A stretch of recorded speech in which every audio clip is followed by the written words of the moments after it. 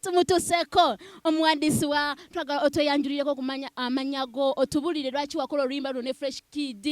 era otubulire ennyimba zonna goziwandiika otubulire oba nawe ogende Dubai. Okay, mpozi abalabi wa ETV yamanya bampita 14 ke Bwongo out at the Texas Entertainment.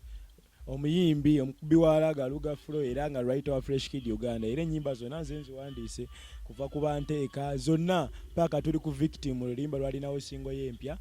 naye nga ombuzi ekyasibirimu okukola kolabo naye nakola naye lwa nsonga nti ekisooka tuli wawamu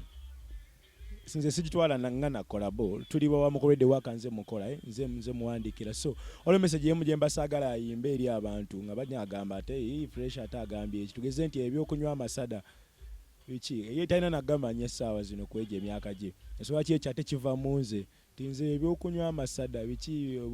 kyovolaba nakola naye kolabo eyo lwa nsonga message yemu yali nkulu nga nze lino giyimba nze ow'emyaka nga gino ensobola kitwakola kolabo eyo taga tubulire ko gwe nawe ogende Dubai. Dubai promoter yasindika tickets 2 era nga mubadde mubiwulira abasinga bagamba taata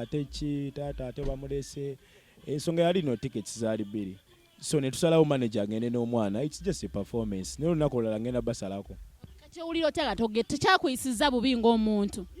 mukama katonda tekisobola ffe tusinga okwagaliza era Fresh Kid waba ali ku stage wali ng'ayimba kimpa essanyu okulaba ng'akola buli kimu kyensuubira so tekisobola wadde bambi kati Texas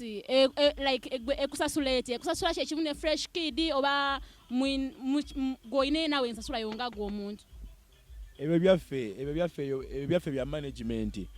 ebyaffe bya management Fresh Kid 14 tukolera wamu